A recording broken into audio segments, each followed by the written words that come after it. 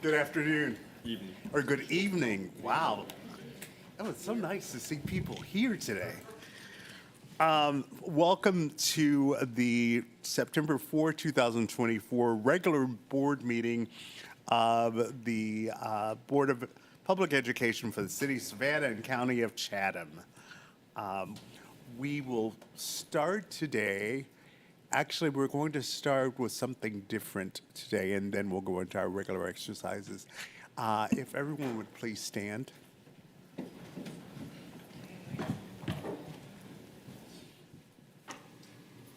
I would like to call a moment of silence for all schools that have been affected by active shooters.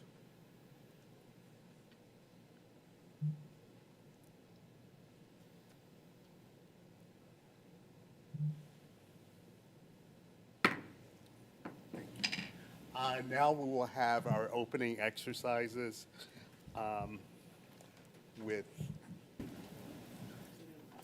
Savannah Arts.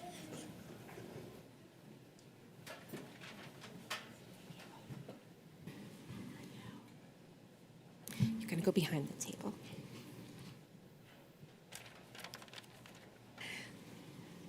Good evening, everyone. Tonight, we are so excited to have the Savannah Arts Academy Chamber Winds perform the national anthem. This group is comprised of mostly juniors and seniors who participate in the wind ensemble, as well as a group that prepares for all state auditions and has a large repertoire of chamber music. The chamber winds are led by Mr. Brian Egan. Mr. Egan has been teaching for a total of 28 years, 4 of them here in SCCPSS. Along with the chamber winds, he also directs 2 jazz bands, 3 concert bands, and an instrumental training class. After the national anthem, would you please remain standing for the Pledge of Allegiance? Thank you.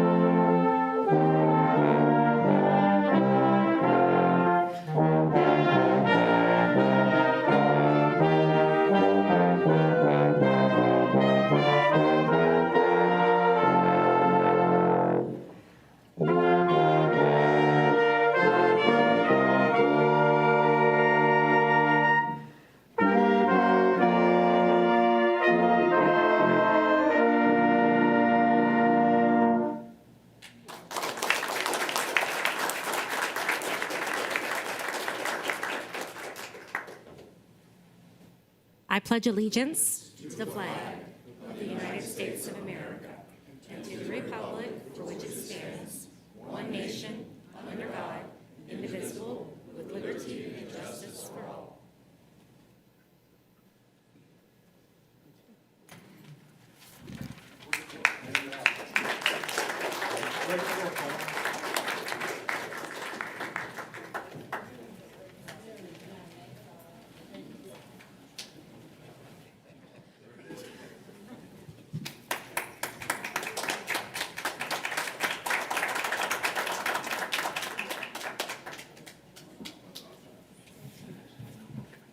Let's hear it again for Savannah Arts Academy.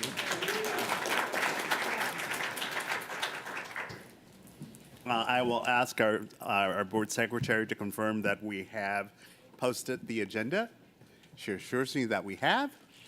I will accept a motion to approve the agenda. Make a motion to approve the agenda. Second. It's been moved and seconded by Mr. Smith. All in favor? Okay. Aye. Any changes to the agenda? Okay, all right. Announcements, I'm sorry. I thought we needed to add the one. Okay, all right. And our remembrances today, we only have one. In memory of Lachey Kinsler, 12th grade student at Beach High School. Date of passing, August 25th, 2024. If we would stand for a moment of silence.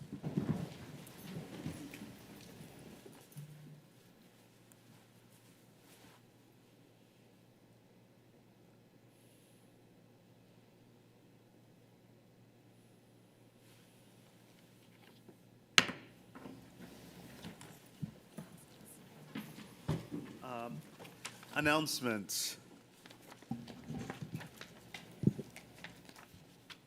Here are the announcements. I'm sorry. Tuesday, September 10th, we will have the topping off celebration at Windsor Forest High School at 11 o'clock, from 11 o'clock to 1 p.m. And that is at, let's see. Oh, that is on Largo Drive. Yes. It's at the website, at the J.E. Dunn job site at Windsor Forest High School. On Wednesday, September 18th, we have a Capital Improvement Committee meeting here at the Whitney Complex at 9. Friday, September 20th, we will have an attendance sweep conducted by pupil personnel from 8 to 12. Thursday, September 26th, we have audit committee meeting here at Whitney at 8 a.m. And then Thursday, September 26th, we have fall ready to work job fair. And that will be at Lower Woodville, and that's from 9 until 12.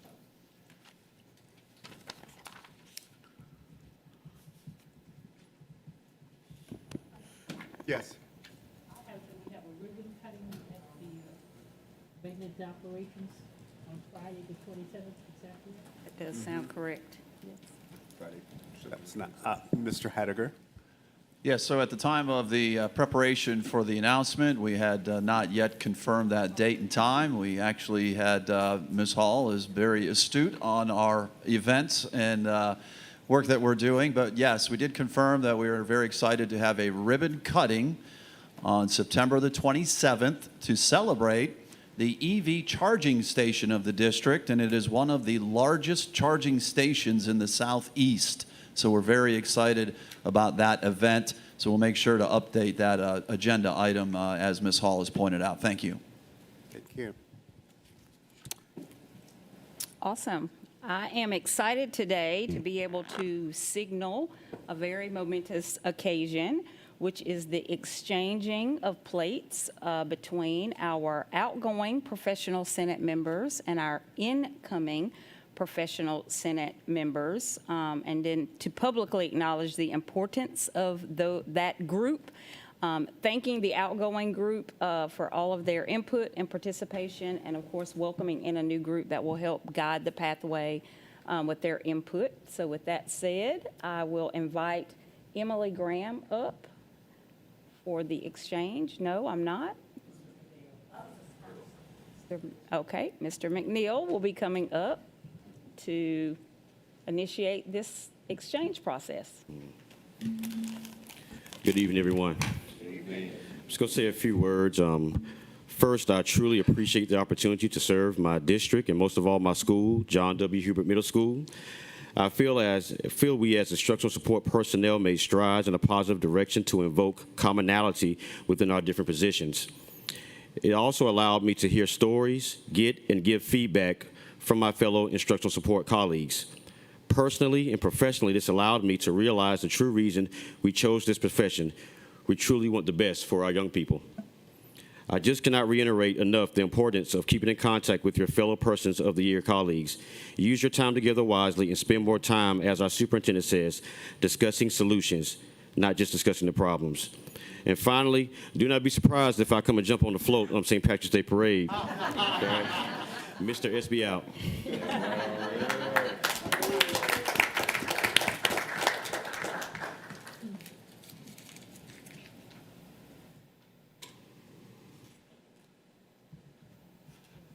And I will invite Ms. Reagan Dillon as the outgoing teacher of the year.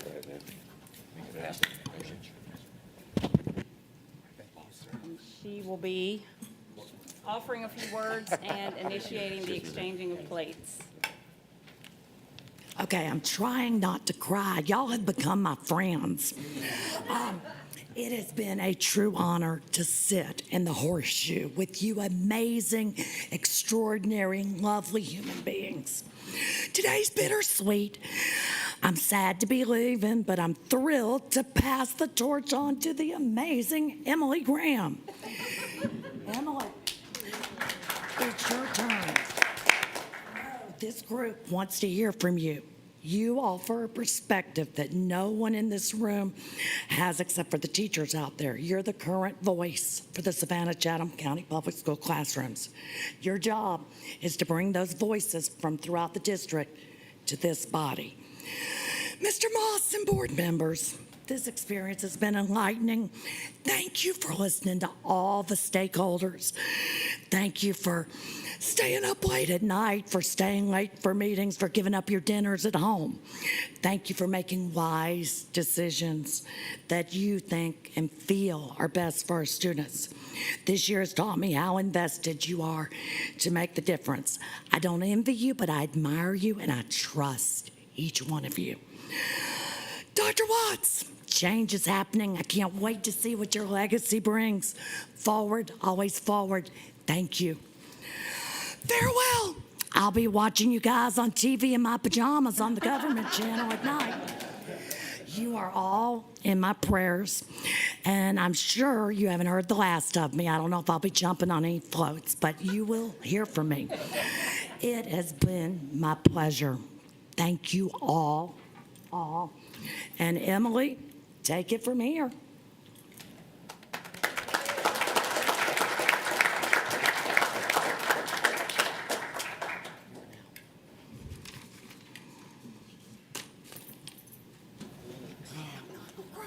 I love y'all, teacher. Love y'all. Long hugs. Long hugs. I love y'all. Preacher, you keep them straight.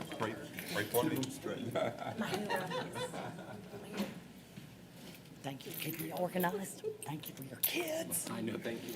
Thank you for being the teacher. Thank you for your kids. Love you again. And as Ms. Graham takes her seat around the horseshoe, we're not going to let her have any transition or onboarding time. We're going to put her directly to work, reporting out the first meeting of the Professional Senate minutes. Good evening. Good evening.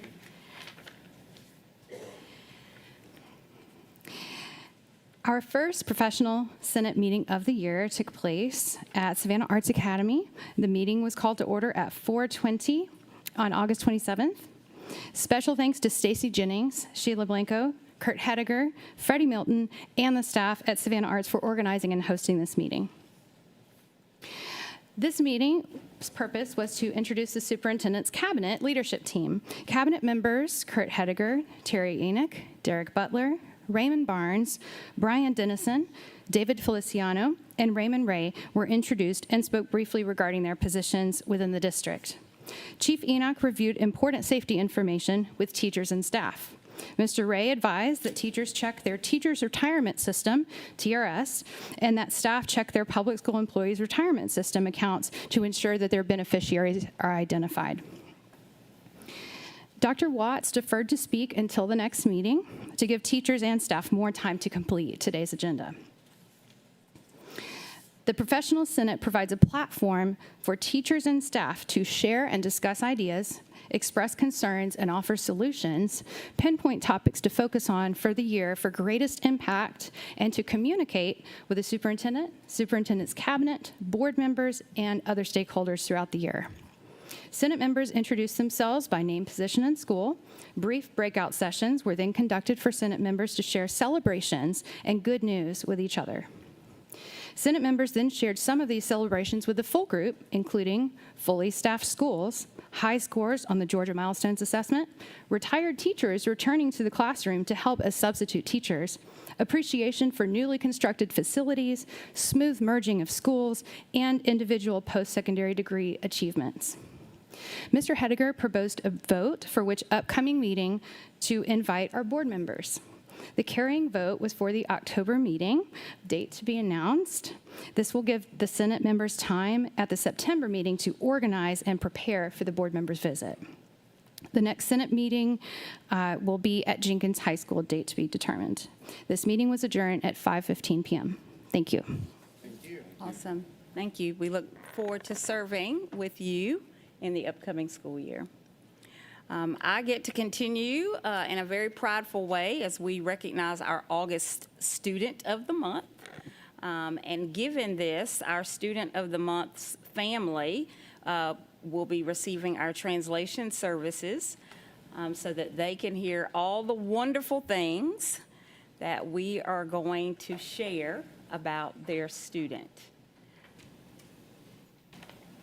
So I will get started. Ready? Our Student of the Month for August is a senior at the School of Liberal Studies at Savannah High School. Nuestro estudiante para el mes de agosto es un estudiante en su último año de escuela superior en la escuela Savannah High School. This outstanding student is described as having grit, focus, and determination. Este destacado estudiante es descrito como un estudiante con gran enfoque y determinación. He struggled with learning during virtual opportunities during COVID, but he did not give up. He just pushed himself to want to do more and to want to do better. Él luchó durante su aprendizaje virtual y el COVID, pero él no se dio por vencido. Eso, sin embargo, lo empujó a querer hacer más y a querer hacer mejor. In fact, he said he feels like he learned a better understanding of patience and problem solving, understanding that the issues that people face are varied and hard, often with no single solution. En efecto, él dice que él siente que él aprendió cómo mejor manejar un entendimiento de paciencia y de resolver problemas, y entiende que las situaciones que las personas encuentran son varias y fuertes y que muchas veces no tienen solución. The student has worked extremely hard to maintain his GPA, taking honors, advanced placement, and dual enrollment courses. Este estudiante ha trabajado extremadamente fuerte para mantener su puntuación de calificaciones y llevarse honores, colocación avanzada e inscripción dual. He will tell you that he will graduate as an honor graduate this year, and the staff and faculty at Savannah High have no doubt that he will. Él les dirá que él se va a graduar con honores este año, y el personal y la facultad de Savannah High no tiene duda que él así lo hará. His leadership, selfless service, and desire to improve are evident in his character and will enable him to achieve his dreams. Su liderazgo y servicio desinteresado lo ayuda a que él sea testamento de su carácter y para que alcance sus sueños. JROTC plays a huge role in this student's academic career, and he has been a driving force in developing and building the program at Savannah High. JROTC juega un papel muy importante en la carrera académica de este estudiante, y él ha sido una fuerza en el desarrollo y la construcción de este programa en Savannah High. He has won numerous leadership awards and took third place in the rifle team, drill team, and color guard competitions. Él ha ganado numerosos premios de liderazgo y se llevó el tercer lugar en el rifle team, drill team, and color guard las competencias. He is a National Honor Society member, historian of the Future Business Leaders of America, and a member of DECA.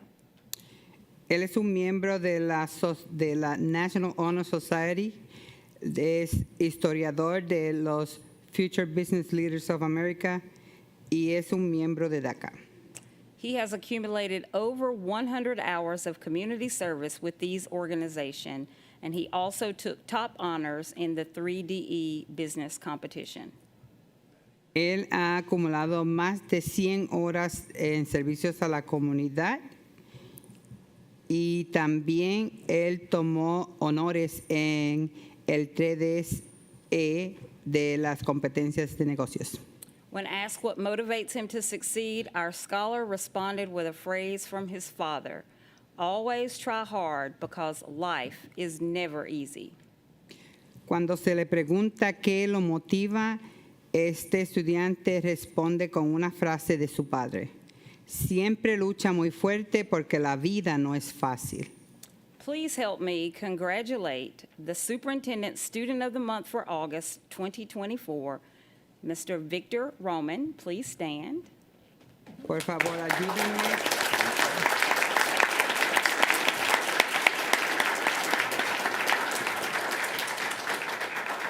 Victor will be joining the Marine Corps upon graduation.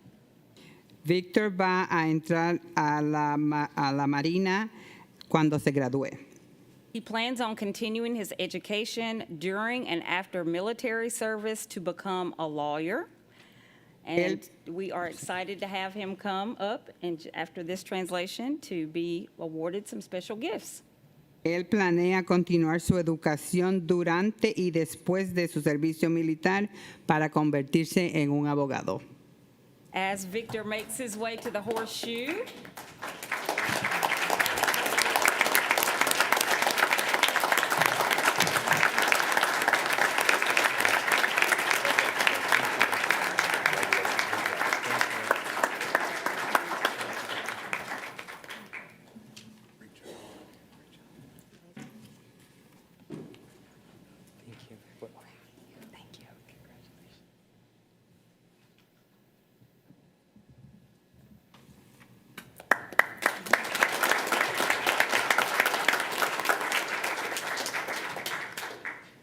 that his family remains standing, as well as his nominating teacher and principal, if they are present today.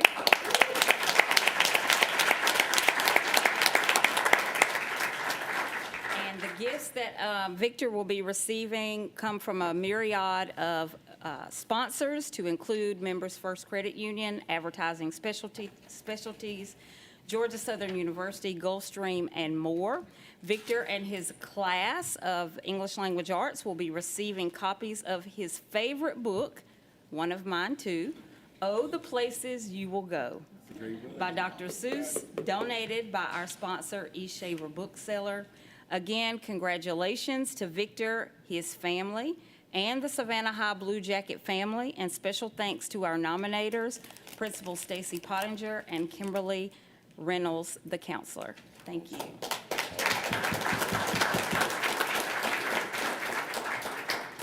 Let the applause continue as I move into the good news report for this month. In case you haven't heard, we just completed a very successful first day of school on August 1st, and we welcomed over 36,000 scholars back to class. We were thrilled to have a very smooth, exciting, and upbeat opening of schools. I started my day at the bus stop depot on Gamble Road at about 5 o'clock in the morning, making my way to address drivers and thanking them for their dedication. We also visited 6 students on the first day of classes, and I was joined by a few members of our Board of Education, and I appreciate that. But we were able to meet teachers, students, parents, administrators, nurses, cafeteria workers, and custodians, all with bright faces and very welcoming arms to our students.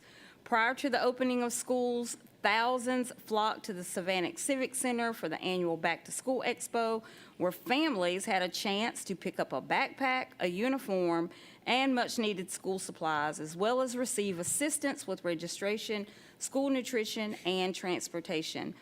Other events were held prior to the start of school to provide our families with assistance. Hats off to the teams from the Office of College and Career Readiness, Student Information Services, Student Affairs, School Nutrition, and every single hand that supported to make these events successful and to help our students have a great first day of school. September, as if you were here earlier, you heard us mention that it is Attendance Awareness Month, a very important month as we embark on the second month of school. We hope that every single parent and community member, teacher, and everyone under the sound of my voice today will support and encourage our students to have regular attendance, explaining to them why it is important, not only for their academic success, but for their social well-being. Apart from the fact that missing classes can place a student behind in coursework, chronic absenteeism also affects socialization and can prevent a student from receiving critical support at school. This month, our attendance team will kick off an awareness campaign that highlights the connectedness of being in school and reminds students and parents that when you miss school, you miss out. Watch out for our media placements and listen for the celebrations as we recognize those schools, classes, and students who achieve attendance excellence. The attendance team will also conduct attendance sweeps quarterly, and we are already hearing from community partners that they are rewarding students for good attendance. Thank you to our friends at Garden City for offering a goodie bag to our students who miss just one day of the school per quarter. Thank you to everyone who is supporting these efforts. 4 cadets from Alfred E. Beach High School, JROTC, are now graduates of the National Flight Academy in Pensacola, Florida. Congratulations to the Bulldog Battalion members Jaden Hamilton, Aaron Walker, Asia Pretty, and Deontay Riley, who were chosen to attend the 6-day summer session for students in grades 7 to 12. The unique experience at NFA allows cadets to engage with military personnel and see how STEM applies in real-world situations. Thank you to our important friends at the Savannah College of Art and Design for their generous donation of art supplies to our art teachers. The SCAD Buzz Bus has been in operation providing these supplies since 2010. Each year, students and staff donate new and gently used art supplies to the Savannah-Chatham County Public School System. Each school receives a box of supplies, and then they are invited to shop the tables of hundreds of donated tools and supplies. Art is so essential to our students, and this gift makes such a difference to our students and teachers. Thank you. Beach High School senior Wilmer Ruiz and 2024 Beach graduate Danielle Lopez recently passed certification testing and are officially National Certified Emergency Medical Technicians. Both scholars completed the EMR course at Beach High School and were selected to continue their education in the emergency medicine profession at the Chatham Emergency Services Training Center. Congratulations to these young men and the school staff for helping them to build futures while they are still in high school. On August the 15th, district and school staff and board members and military partners from the Hunter Army Airfield gathered at the former Pulaski Elementary School for a ribbon cutting to celebrate the opening of the expansion, converting the once elementary school now to a K-8 facility. This conversion has long been a goal of the district in conjunction with our partners at Hunter Army Airfield. This will provide consistent learning space through middle school for our students, many of whom are part of our military families. The addition of 12 classrooms for 6th through 8th graders has increased the size of the school approximately 150,000 square feet. The new wing, which features art and music spaces, courtyards for gardening, labs for science and CTAE, and a gymnasium, was completed using eSplosh funds at the cost of about $33.9 million. Thank you for the community for allowing this to happen, and we are excited about what will be happening at Pulaski K-8 school. 11 student-produced films from Savannah Arts Academy have been selected for inclusion in this year's All-American High School Film Festival. This festival is held in October each year in New York City and is the largest high school film festival in the world. The films were selected by a panel of industry judges from among thousands of submissions from around the world. They will be screened before a live audience during the competition weekend, October the 18th through the 20th, at the AMC Theater in Times Square. Savannah Arts Academy had more films accepted into the festival than any other city in the state of Georgia, and among the highest in the entire nation. You will see the films on our website, sccpss.com. I now have the pleasure of recognizing two teachers. I'd like to have Miss Bertha Delgado to please stand. She has been selected as the 2025 National Language Teacher of the Year finalist.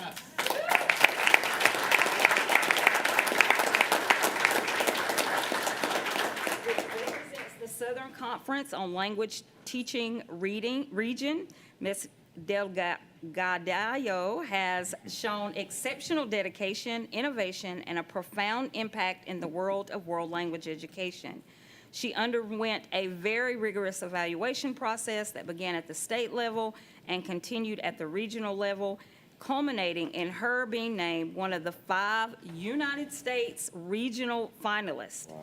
Yeah. She will participate in an interview with the Teacher of the Year Selection Committee at the 2024 National Convention and World Language Expo to be held in Philadelphia this November. This national recognition of Ms. Delgado is indeed a positive reflection on our district and the professional growth environment that SCCPSS provides for its educators. Then I'd have the opportunity to recognize yet another stellar teacher from our district.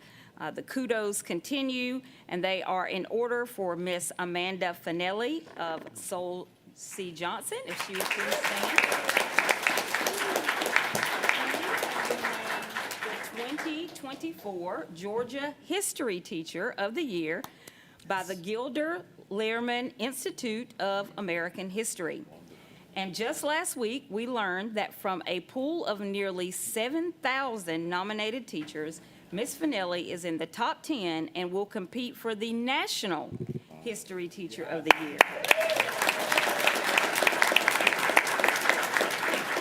The 2024 National History Teacher of the Year will be announced in September and honored on October 15th at the ceremony in New York City.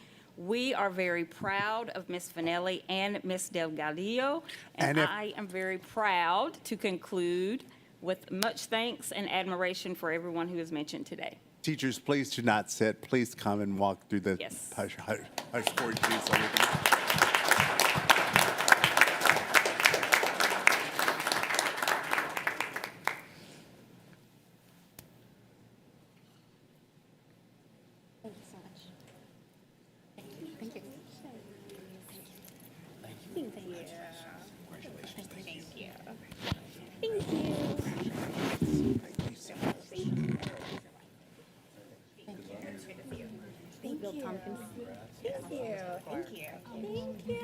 I know, you gotta go. You gotta come with. Thank you.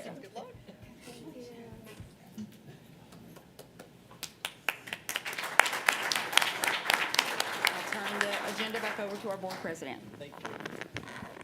All right, we now have board matters.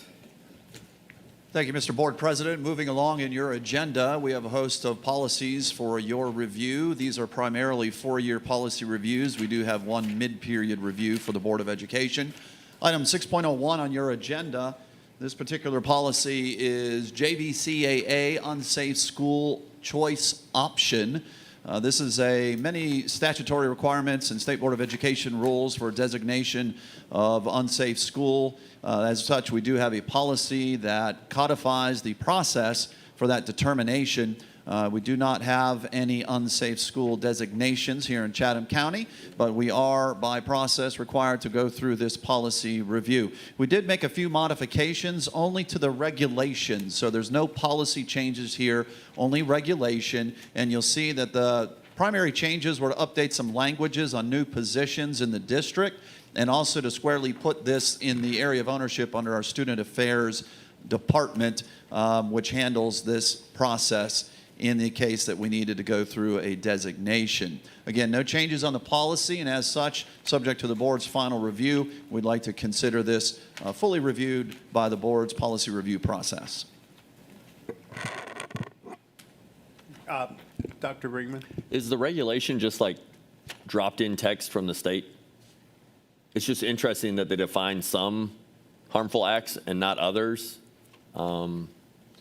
Yeah, so you'll see that we do lead off in with the definitions of persistently dangerous in the and that's in the literally language. just from the state. So I'll talk to the state then, because it's interesting. The laundry list doesn't include everything that I would think it would include. So I'll just take that to my state GSBA person then. Yeah, good legislative priority for the. Well, I don't know if it's a future there. legislative priority. We always have 100 of those. Okay, it's been moved by Ms. Hall, seconded by Mr. Smith. Any discussion? None? We'll have the board's affirmation that there's no Yes. changes to the policy, and Yes. we'll review forward as Let's this has affirm. now been officially reviewed. All affirming? Yeah, thank you. We have okay, good. Yeah.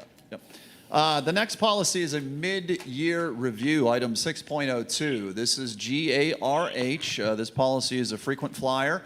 It comes back fairly regular to the board, but you'll note that there's a broad scope in this particular area of policy and code. And the reason we're bringing it back to you, this is again only on the regulation side of the House, not the policy. So there's no board action required here other than to affirm that what you see is approved as we have it written. And it's pretty straightforward. It's really just enumerating what the state law requires that went into effect under paid parental leave, and that was effective as of this school year. Effectively what it does, you'll see in the red text there, is it raises the hours to 240 hours of paid parental leave as described on the timeline for which that can be taken under that condition. So that is a change, and it aligns us now with the updated state code. No policy changes.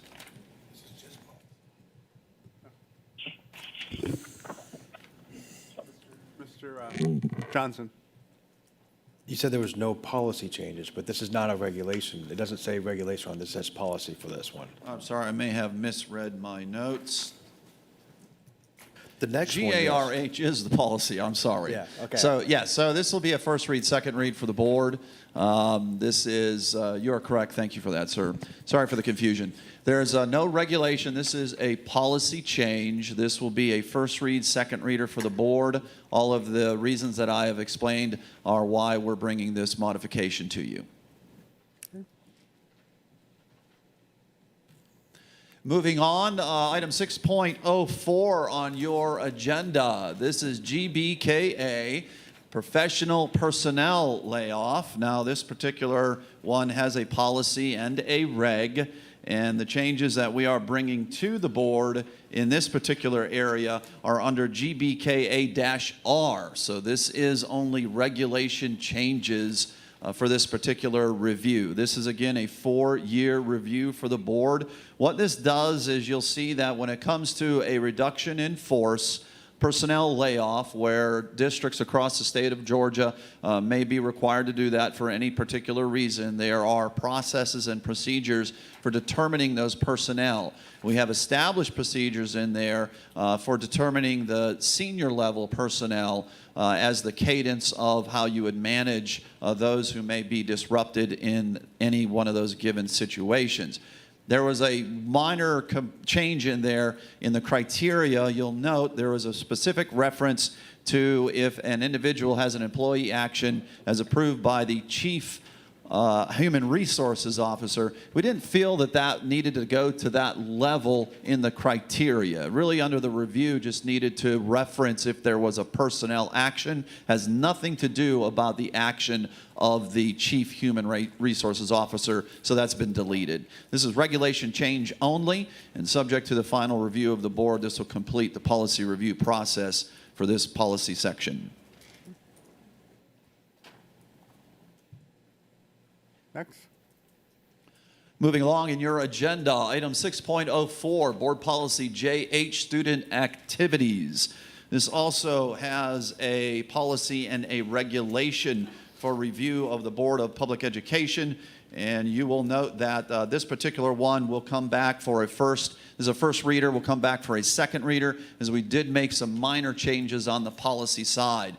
Very simple change, though. You'll see in there that we eliminated redundant language. Clearly states on the policy, as good policy language should be written, that the superintendent shall establish procedures for working out what the policy says that it should do, and that's what the regulation does.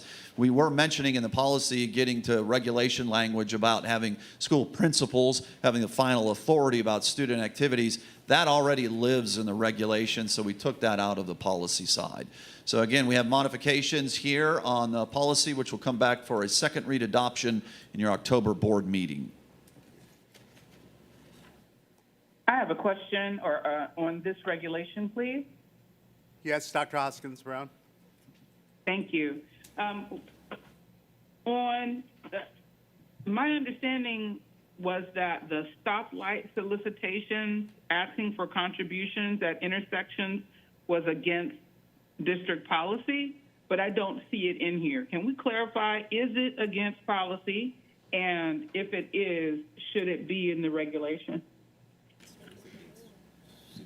Well, right off the bat, it creates a safety hazard, as students would be out and about in public roadways. And of course, the public school system does not have jurisdiction over those roadways. So we'll go back and we will look at that and make some determinations from the safety lens of how that should be enumerated in policy language.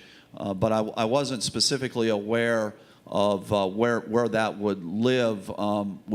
Anyone who's been out and about in the public has certainly seen community agencies or other groups where they're doing fundraisers that way with a boot drive and standing at the intersection. It is dangerous. So we'll look at it from that standpoint, Dr. Hoskins Brown, and come back with a recommendation for the next policy review.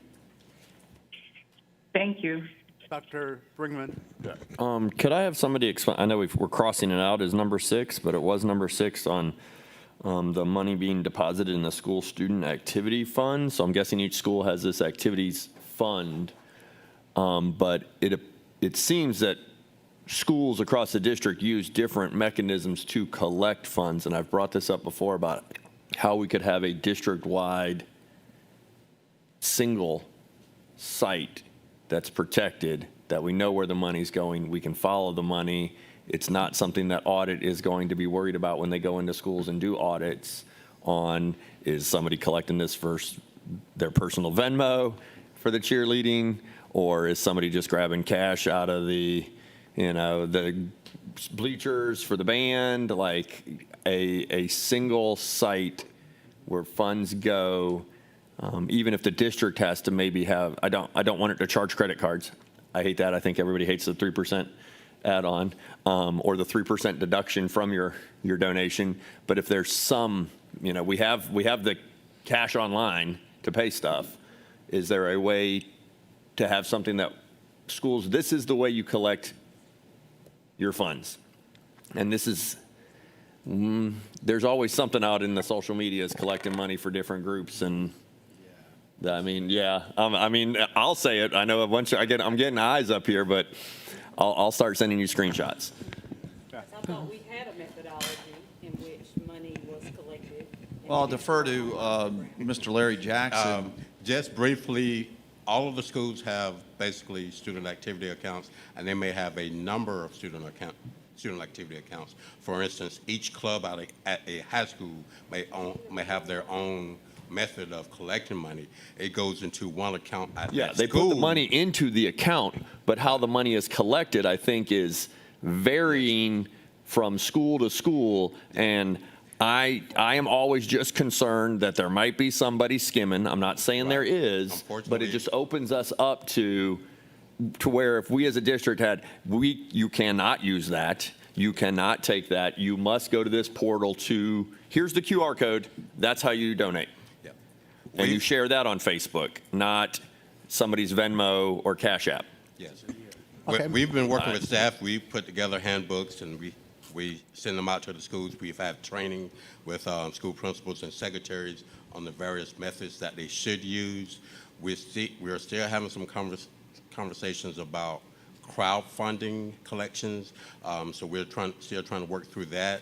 But for the most part, most of the other collections, we try to control, and we pretty much I think we've been working towards it. And the best way for us to address it is to know specifically the school. Okay, I'll Because start doing that. The general discussion. Yep, I got you. Yeah. And it looked like the teacher of the year might have had something to add. Yes, Ms. Okay. Graham. I hope this is an okay time for me to Yes, chime it in is. here. I know at our school, at Islands, we use school cash, and I don't know if that's used at every school, but that's been very successful for us. I know this might be a side note, but I think it would be interesting to also discuss if school cash becomes a conversation later, what extra percentage, how that's determined, where it goes, and making sure that's very transparent, not just to staff, but also to families, because that's been something that's been a question. Dr. Watts? Yes, Ms. Hall. I often found that the use of the PTA as a separate source of collection and that kind of thing helped to keep the principal's office and the budgets that are directly responsible to the district. Having a strong PTA was a very big help in terms of doing those things that could get fuzzy if the school itself was trying to do it. Anyone else? All right, thank you. The final policy for the board's review this evening is item 6.05, which is Board Policy KH Public Gifts. A little bit of crossover from the conversation we were just having here. You'll note that one component in this particular policy does set a threshold for when funds are received by the district as a donation or gift or something that has a valuation over $1,000, sorry about that, over $1,000 will be received in the district's finance account, so it's centrally received for tracking purposes. To the point of some of the discussion we were just having, that gives us a little bit of additional authority to be engaged with what's happening in the school level and have some additional controls. I say that to say that there were no changes in this particular policy review. This is a 4-year review process. Subject to the board's final review here, we'll deem this one officially reviewed under the board policy 4-year review process. I have Ms. a comment Grabowski. on this regulation. Okay, yeah, Dr. Hoskins-Brown. Thank you. On the regulation under public gifts, the regulations governing acceptance are listed, and item C says the gift must be offered by a donor acceptable to the board. And I don't know how that is defined. It sounds like it's open to being very prejudicial and very subjective. So it just seems like, well, it says accepted to the board, but the regulation is owned by the superintendent. So I don't know. I think there needs to be some clarification that the gift must be offered by a donor acceptable to the district or by the board, or how that's defined, because I think a misstep in that area could damage a relationship with an otherwise positive donor, I just think that should be clarified. Okay. Ms. Grabowski? Yes, thank you. So my question is how a gift, maybe if a gift is given for a specific item, is there a trigger that will then put it through, especially if it comes like through a PTA, that would then kick it into our purchasing policy requirements? Because I know in the past, PTAs have tried to raise money and buy an item to install at a school, and the district says, no, you can't do it that way, you have to go through our purchasing, even though they raised the money and they selected the item that they wanted at their school. So I don't know if that lives in this policy, if that lives in purchasing, but it's something that I've seen happen multiple times, and I'm getting a positive affirmation from Dr. Brinkman. I mean, I'm I guessing think, we're thinking about the same thing, but maybe not. well, and I think that sometimes we have these protocols in place for very good reason, but I don't want us to inadvertently discourage anyone from supporting our schools in the way in which we would welcome their support by having unnecessarily onerous red tape because of purchasing or other. So I just want to make sure I understand the question. If your question is, if a PTSA or Boosters Club wants to purchase something, do they go through our procurement process? Simply, yes. Simply stated. No, ma'am. Not Dave had not to if the before. PTA makes the purchase. What normally happens, what happens if a PTA or someone wants to make a purchase, say for instance a school sign out a football field. Now we do require approval from the operations department. We say it's going through purchasing, but we're actually doing the follow-up and make sure operations or someone review the specs of that item before it's installed or purchased. That's when we normally get involved. But for the actual purchase, for the most part, we don't get involved unless the PTA decides to donate the money to the district. Then it goes through our purchasing department. They're not And doing that happens a lot bids too. and all that. They're not doing any of that stuff. Well, there's been requirements in the past where PTAs have tried to purchase like the shade sails for a Canopy. playground and had to go through our purchasing in order to be able to do that. So It should be going through operations for endorsement that it meets all That it meets of all our. the standards, Right, but absolutely. it should It's not be before going your through time. purchasing. Okay. Most of the time it's through the operations department, but people think it's going through purchasing, but we're actually, purchasing department will review the items, come to legal, and get with operations before it's installed. We can have a separate sidebar, but I can show you. Please do. Yes. Let's get If it's that something cleared up. specific, let me know. Let's get that cleared up, yeah.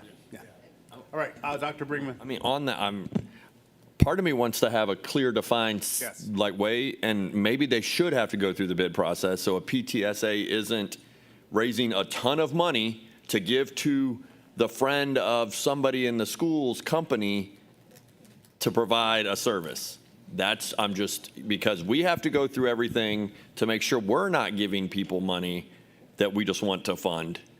But if a PTA is not being held to the same level and they're getting to pick who they want to, it really circumnavigates our whole transparency and trying to make sure that everybody has an opportunity to be a provider for us. I don't know. If it's going to be on our school grounds, if it's going to be on, I feel like there's a bigger conversation that needs to happen there. I would suggest that we table that and let's come back to that. But yes, we need to have some clarity on this. So let's look at that. Yes, Mr. Kachmar. As we're looking at these two policies, because I'm also looking back at the other one where we talked about having a central centralized process, the first question to ask the schools and PTSAs is, how does this actually happen in the real world? Because most of the time I will hear from a PTSA that says, we've heard from the school, there's a need here, somebody is volunteering to do it, there's someone in the community that will give it to us at 30% off. We want to do this. What do we have to do? They don't normally go on a campaign to raise $100,000 for something and don't talk to the school first. My experience with PTSAs has been they're working collaboratively with the school to figure out if what they want to do can be done operationally. And then if there's a cheaper way to get it through our bid process, they'll go that way. So I hear what you're saying, but we already have enough bureaucracy and red tape in this district. And a lot of it is because the state mandates we do certain things. I get it. But let's find the balance between pragmatism and still letting people get things done. We don't want to put up so much red tape that people are just going to say, I don't care. Huh? You haven't been involved with a shady PTSA, maybe? I have enough. Yeah, I have enough, but you got to trust the entire organization. The problem with PTSAs is there's turnover every year or two. So the previous suggestion of each PTSA should have its own bank account and you funnel funds that way. In a school with a strong tradition of a PTSA that is there every year and has continuity and leadership, maybe that's a good idea. But many schools don't have a PTSA year to year. Half the positions are not filled. And there's a few people that are hanging on because they really care. And it's a constant struggle, too. So all I'm saying is I'm not opposed to addressing any of the concerns. Let's figure out if there's a real problem that we need to solve first is kind of what I'm saying. Any other comment? So as I hear, we will continue to review this policy Yes. for particular areas where we may be able to address some of these concerns. We'll remind everyone, though, as it is currently written, that if there's a donation by a PTA or some other body to provide funds to the school for something, again, if it's over $1,000, it's recorded in the district's financial system. That makes it in the board coffers. Then you're subject to the requirements of procurement and purchasing through the district. That does add a filter of controls for us, too, whether it's a good experience or not. But as it is written, that's what kind of funnels us to that point. But we will go back, we'll look at it again with this eyeglass, and this would come back then to the board subject to any changes during the October meeting. Thank you. All right, moving on. That concludes our policy reviews for the Board of Education. We do have annually in the month of September, the board will adopt its training activities through its training plans, which of course the report is due to the Georgia Department of Education annually by September 30th. We do have an action item here, item 6.06. This is the 23-24 Local Board Governance Training Report. The board did hit all of their required training hours for the 23-24 school year. So we're asking now that the board officially adopt this on public record so that we can then provide it to the Georgia Department of Education for appropriate reporting. So thus be it resolved that the 23-24 local board governance plan be adopted to complete the 23-24 local board government's annual training report, which will be provided to the State Department of Education. Moved by Ms. Hall, seconded by Mr. Johnson. Any discussion? Good. All in favor? Aye. Thank you. And your next action item for the Board of Education, which is also related, this is item 6.07. This will be your current school year board governance training plan. This would be the FY 24-25 local board governance training plan. Again, we're seeking that the board adopt this plan for action for this particular school year. Thus be it resolved that the 24-25 local board governance training plan now be adopted. And this will also be submitted as a report action item, which is also due to the State Department of Education. Moved by Ms. Hall, seconded by Mr. Johnson. Any discussion? Yes, Mr. Johnson. I just want to say it's kind of weird to vote on a training program that I'm not on. So it's for my Ms. Campbell. I get to vote on what she's going to be training on. So it's enjoy. Ms. Hall. I just want to remind Dr. Watts that we're depending on her leadership to help us modernize this whole situation for us. I will do my best. All right. Any other discussion? All in favor? Aye. Okay, thank you. Your next agenda item, 6.08, we do have a charter renewal application. To read this into record, Dr. Laura May. Good evening. I am proud to present the Tybee Island Maritime Academy 5-year renewal of existing charter contract for your consideration. The Tybee Island Maritime Academy opened in 2013, serving the students, families, and community of Savannah-Chatham County for over 11 years. The charter school is currently in the final school year of its existing contract, and during the summer, TEMA submitted a 5-year renewal application to the superintendent and the board for consideration. After the SECPSS administration carefully reviewed the information provided in the application and the accompanying exhibits, we support TEMA's 5-year renewal, and the following factors were figural in the committee's support of TEMA's renewal. They have stable school leadership, stable and effective board governance, strong parent engagement and community support, solid strategic plan adopted by the board in May of 2023 and runs through 2028. They have alignment to the Georgia Standards of Excellence with corresponding instruction and enhanced grade level support, and they consistently outperform the district on academic performance standards with just a few areas of improvement. The recommendations brought forward to Tybee Island Maritime Academy by the district administration have already been addressed, and they are actively working to address learning loss and continue their academic excellence, to continue their comprehensive board training plan with monthly continuing education sessions. They are addressing the student elopement protocol within their safety plan, and they have implemented additional financial controls.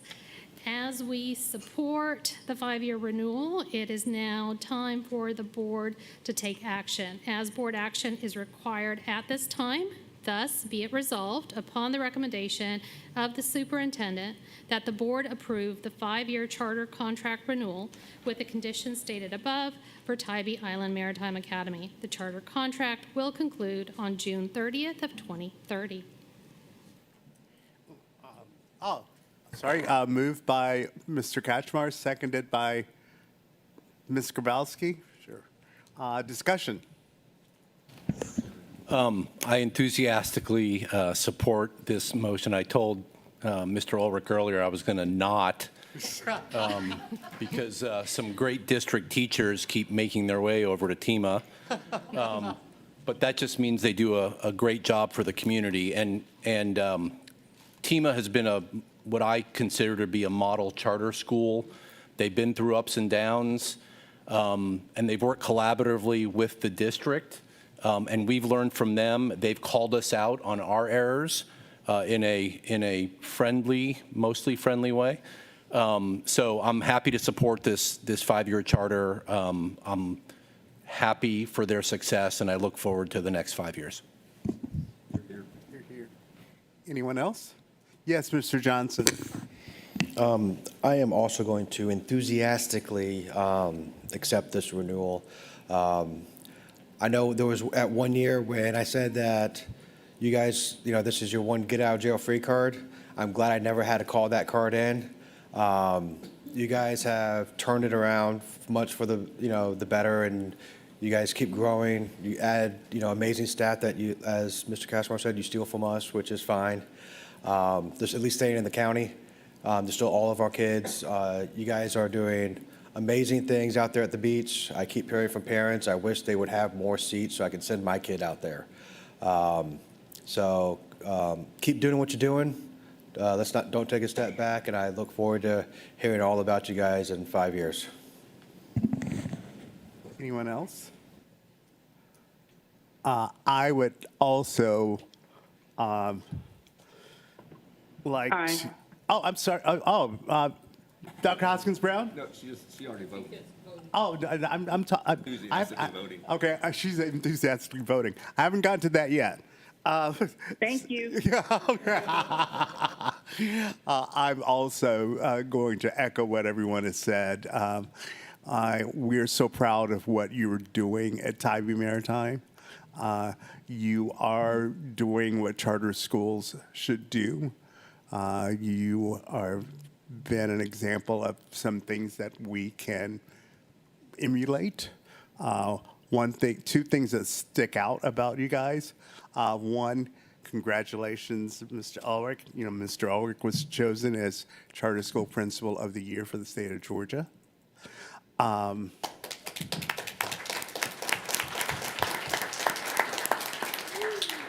along those lines, their record of teacher retention is insane.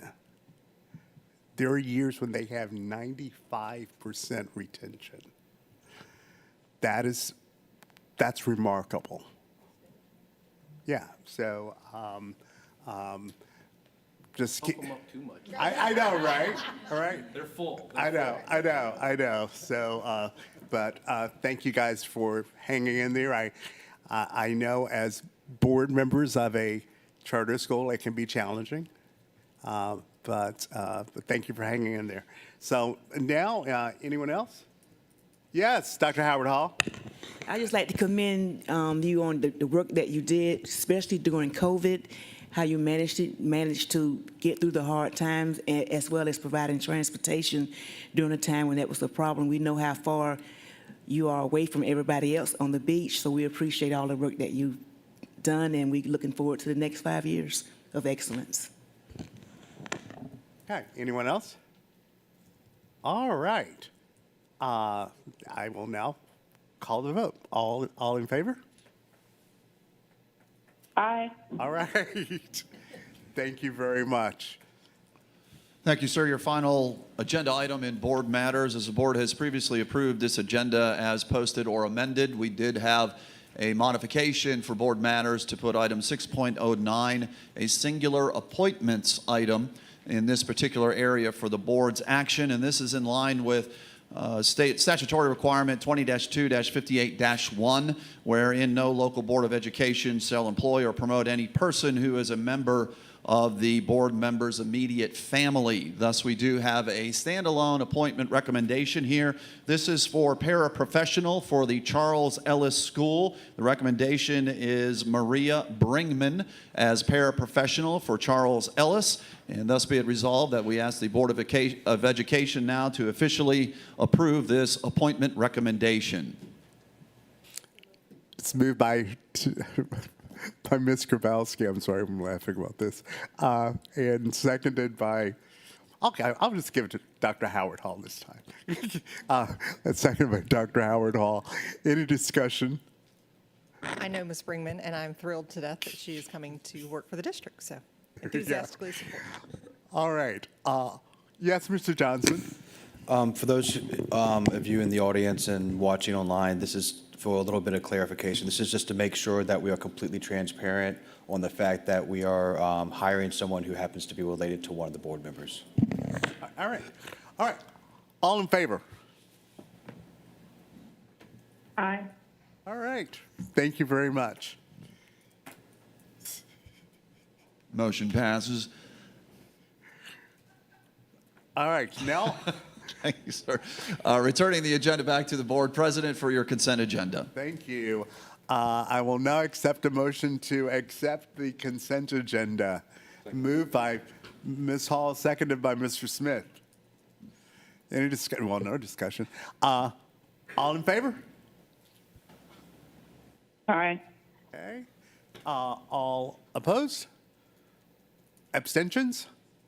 One abstention. Thank you. All right.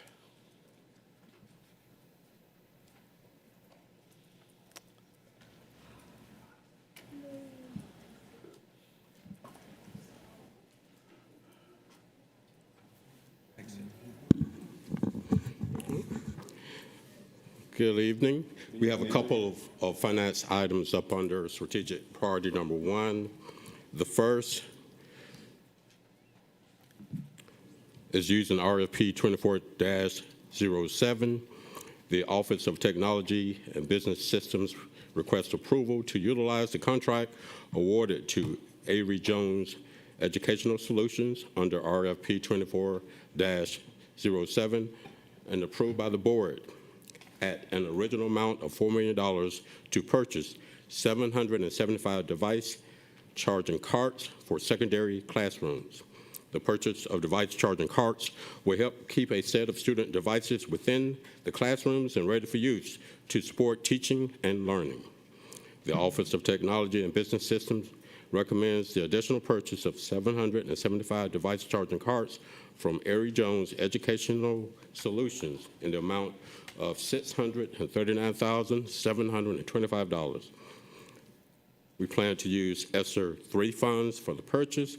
Thus, be it resolved upon the recommendation of the superintendent that the board approve the purchase of 775 device charging carts from Avery Jones Educational Solutions using the district contract awarded under RFP 24-07 in the amount of $639,725. Moved by Mr. Johnson, seconded by Ms. Grabowski. Any discussion?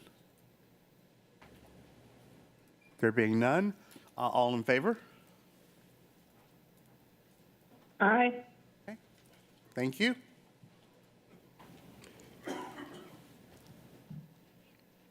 Item 8.02 is a similar item to purchase HP Chromebooks.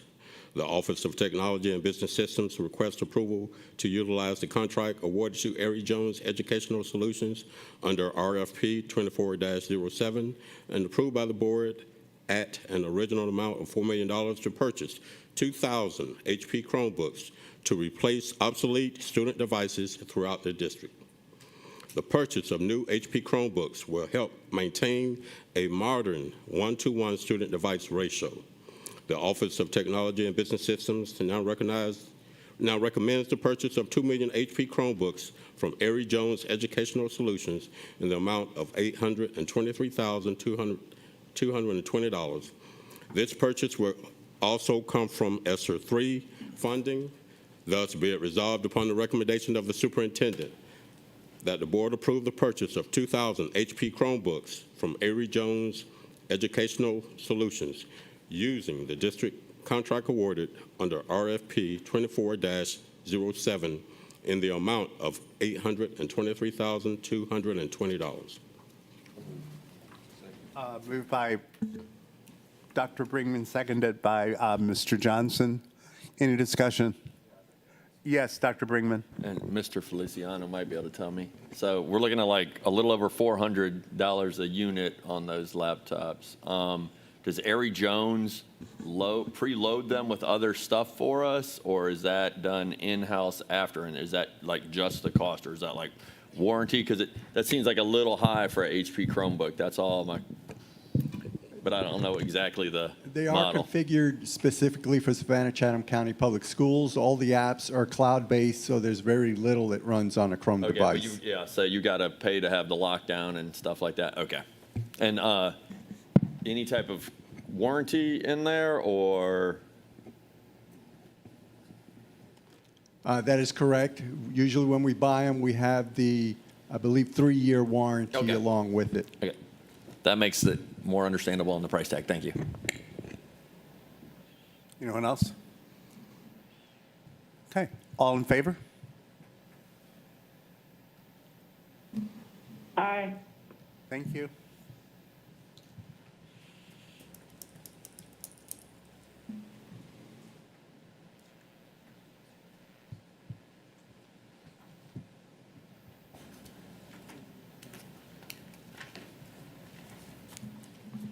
Good evening, everyone.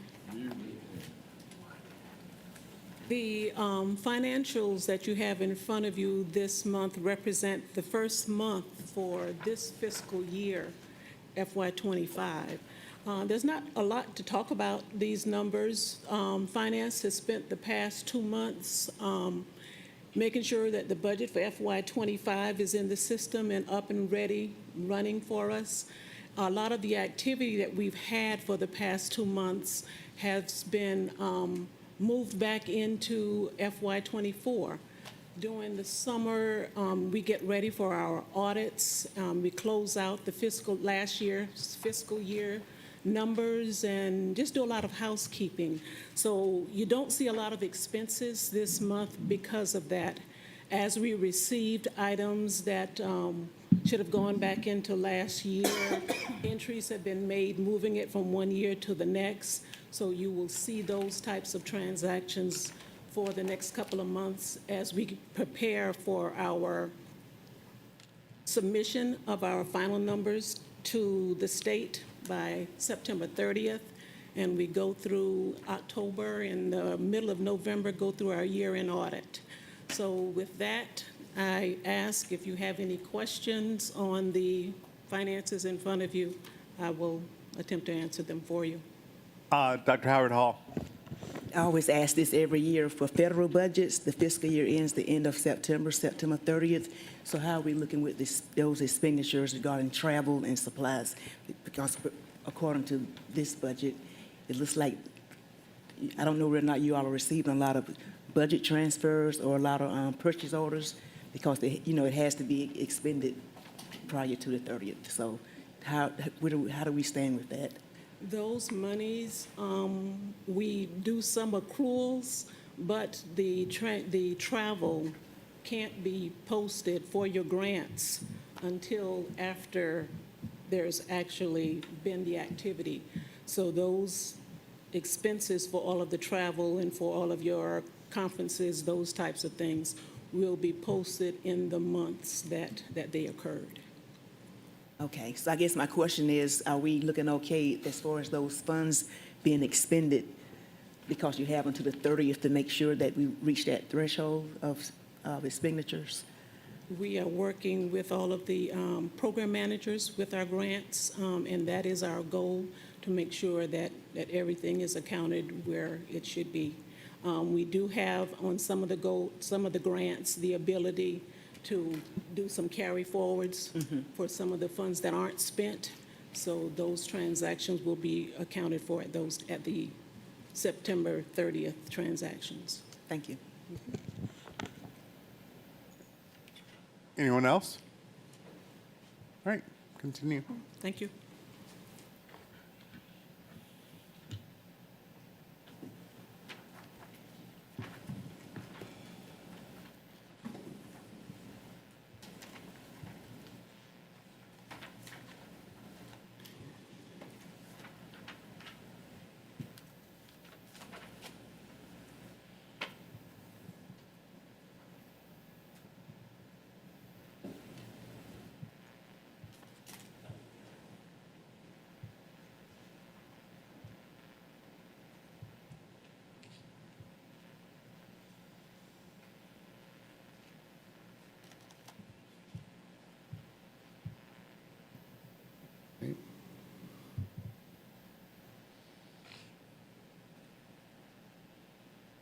Apparently, I'm not qualified to do this. There you go. You can do it. Yeah? All right. We have faith in All you. right, success. Oh, thank you. I'm pleased to present the second quarter East Blast report. Thank you, Larry. That's as long as we can go through, we'll be all right, I think.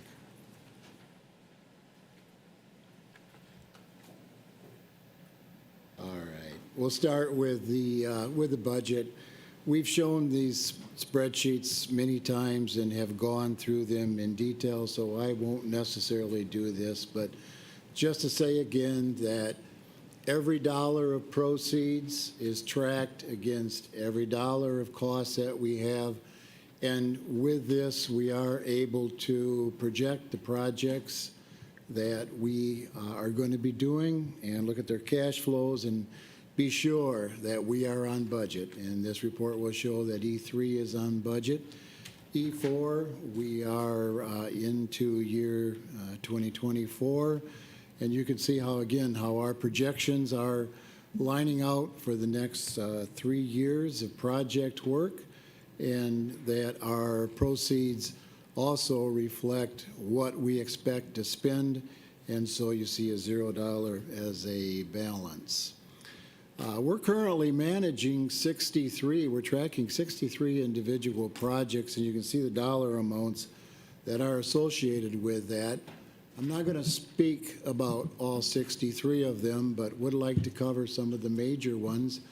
Obviously, Windsor Forest High School, under construction and is on schedule. Our schedule is to have this project completed in the June-July timeframe of '25. And then, of course, as you see from this slide, the existing building is in the foreground. That will be demolished once school is over this year, and then that will get turned into a parking lot and landscaping in there also, of course.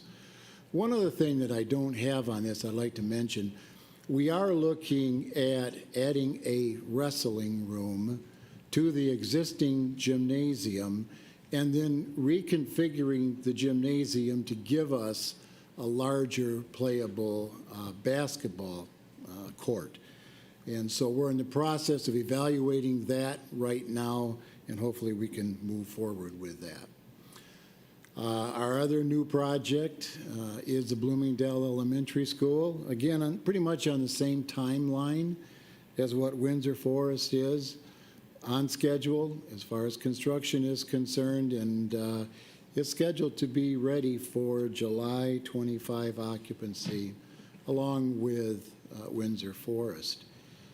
The building, the DEH complex, also has athletic fields, the field house, all under construction again. Soon you'll be seeing the steel for the grandstands going in, the baseball, softball fields that are behind the new building towards the railroad tracks, scheduled for spring completion, and the stadium, the field house, all ready for July of 25 completion. J.G. Smith, now that we have a project team, architect and construction manager, we're moving forward with this project. First is going to be finalizing the GMP for the swing site, and then we'll be working through the design and getting that project also out for the bids and the GMP. And again, you see the schedule with that, completing that swing school in May of '25, having that Montgomery building ready to move J.G. Smith over next summer, and then starting some very major renovation work in the J.G. Smith School. Henderson Forest, now this is a good example. Take a look at that, those pictures. We've talked a lot about the importance of being able to swing a school out and do renovation work while they are out. And you can see from these pictures, when we go in and do this renovation, the ceilings are gone, all the floors are gone. And that's the best way for the contractor to get through this work and to do it efficiently, and also to be able to take care of the extent of work. No furniture in the building, everything's empty, and so that is why we have been really pushing to have these swing schools so that we can move these schools out and then just be able to take care of these projects in that year school. So Henderson Forming is in that situation, and they will be ready to move back again after in May of 25, ready for school in August of 25. Georgetown is a project that we have moved up in our schedule, so we are going to look at how we can keep accelerating this one. We need to select a CMR, so we'll be looking at putting that RFP out shortly. We do need to have a design phase also for our swing school, which is going to be Largo Tibet in this case. So again, you can almost take the J.G. Smith schedule and kind of marry it with this one. Get Largo Tibet ready to receive Georgetown in May of 25, move Georgetown out, and then have a year of construction. Some major things need to be happening in that building, including putting in a middle school gymnasium to replace that elementary school gymnasium. So we're just very, very early in design on this one, but we're going to go very quickly with it in order to have this project ready for construction in next summer. West Chatham, that was mentioned also in informal again. In order to do these schools, and, you know, if we have the opportunity not to swing, you know, we'll try to take that advantage also. In this one, very large campus, we believe we can put a modular village out which can serve both the middle school and the high school, the elementary and the high school, excuse me, or the middle school. The middle school and the elementary school to do the renovations. And then we just have to move sections of the buildings out into the modulars. So that is the way that we're planning on doing this one. And we're just, again, in very early design, looking at where's the best location for the modulars and get those ready. Garrison, we're doing the HVAC renovations right now. There still is some work that has to take place that has started some time ago in the offices, the security vestibule. That wants to get completed, but we still do have a lot of major renovation that has been planned for this school. However, in discussion and informal, again, we want to make sure that this is the right way to go with this project. This also is a school that has a very small elementary gymnasium, and we understand the importance of getting a regular middle-sized school gym, but lots and lots of restrictions right now as far as site is concerned, but that is all going to be studied along with the discussions that were in informal. Hubert Middle School is one that we have just gotten started with, looking at the renovations that need to be done in that. And again, in order to do all of those interior renovations, replacing windows, a lot of upgrades, it's best if we can find a swing school for this, and we are looking at being able to do that, move Hubert out, and have this project completed in July of 27.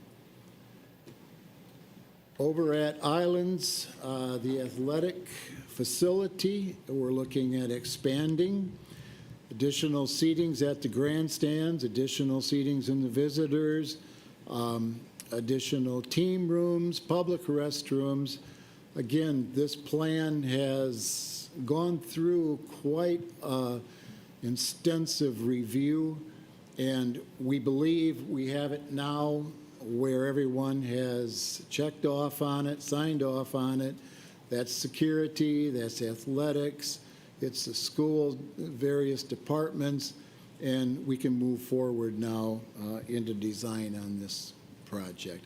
And when this one does go into construction, it's going to be a phased project. There's no way that you can do all of this one all at one time and still be able to use a facility. That is one of the critical things we have to do, is make sure that we can still use the facility through the construction. We had shown these projects as they were being completed.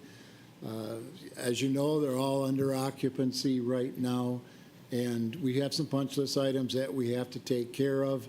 That didn't sort real well. some pictures got moved around, and I'm sorry about that. It's a little confusing. But the one thing about Pulaski I wanted to mention too is that we do need to put a fire drive, asphalt fire drive around that facility, and so the fire marshal requires that. We're going to be able to put some additional parking in, and so there is still work that has to be done on that site. But of course, the building, as you've seen, is fully occupied, as is the rest of those facilities. HVAC projects are a key thing for us in the summertime, again, because the schools are not occupied. So Garrison, Coastal, Savannah High, still working through some of those HVAC issues. And then they'll go into the next phase of them, which is looking to be Islands and Woodville-Tompkins. Roofing projects, again, the projects that probably are the ones that we're going to be watching carefully now, of course, is Gould. That will be bidding out shortly and re-roofing that building. Johnson High School, we're just putting an architect on for that, and we'll have to re-roof that project. And then there's some work that has to be done at Coastal Georgia also. High school playfields, only the New Hampstead. The asphalt has been completed on the track. So right now, that whole site has been opened up so that the school can use the field. But later this month, and they will know exactly what date it's going to be, they will come back and they have to put the track surfacing on, and then it's going to have to cure, and then they're going to have to put the striping on, and then they can fully use that facility. Can we make sure that nobody walks on it like they did at Jenkins?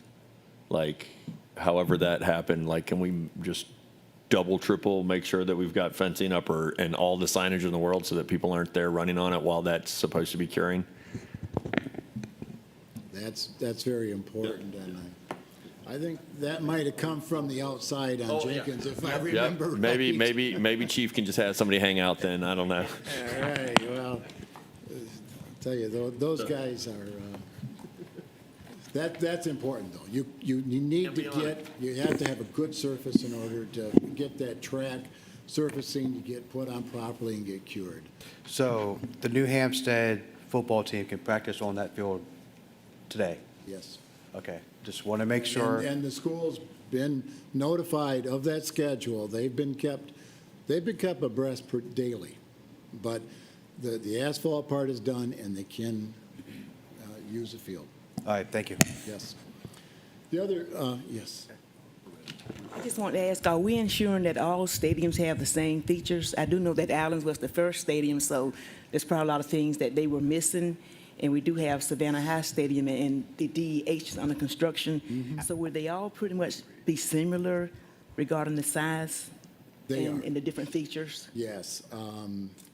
Actually, Islands is being increased in size because it was lower, but the other schools are all comparable. Okay, thank you. Ms. Graham?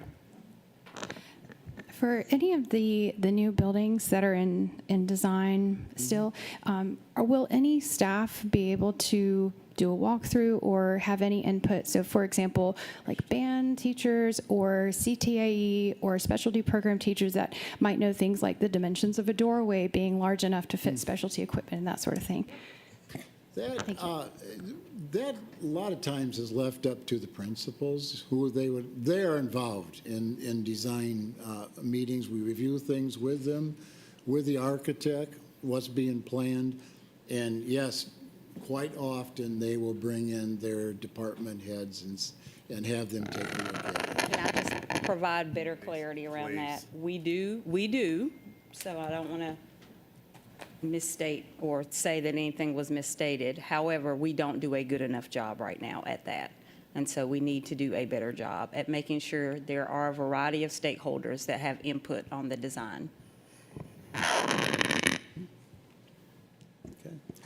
And then, of course, at DEH, that practice field also is going to go to artificial turf, and that will get started quite shortly. They're finishing up the final grading on that and getting ready to put that in. Just a couple of other projects that we've noted there too. Again, we keep a lot of projects going, and so that would take care of my report. Mr. Johnson? Couple of questions. The tropical storm Debbie, did that delay any construction, anything that might not make something be on time? Because I know we've had some construction people in the past say that, oh, well, with the weather, it's being delayed another month or another 2 months or whatever. Do we know of any delays because of the tropical storm? No, we have not been informed of any Okay. delays. My next question, trying to look out for my partner in crime over here from District 6, is Georgetown K-8 going to finally get a new sign? Because out in front of the school, it says Georgetown Elementary School. Oh, I haven't been in there since it's been K-8, so, I didn't know. We will make a note that signage needs to be looked at on that school, yes. Dr. Howard Hall. Speaking of PTAs, when Georgetown was built, I think 1993, 94, the PTA purchased that marquee with the Georgetown lion in it. So thought I'd just bring that up for a little known history fact. Mr. Katchmar. I bet they had to bid it out. Just one. This is why I don't like I know. Just one comment. We've got 17 million going to Garrison in here. It says renovation, addition, design is March, but construction and renovations are ongoing. Given our discussion earlier today, let's not spend 17 million on renovations if the ultimate plan is going to be, let's tear it down and build a new school. So let's figure that out before we move forward. Yeah. All right. Exactly, and as I mentioned, there is some work up in the front office area that is under very rough construction right now. We would want to finish that off, but the rest of it. I mean, the life safety stuff, obviously, we've got to do. Ms. Grabowski. Just, again, piggybacking on our discussion this morning, for Schumann, so the Wellness Center, if we move forward on what's in the long-range facilities plan, will the Wellness Center be relocated? Okay. Okay. Okay, thank you. Anyone else?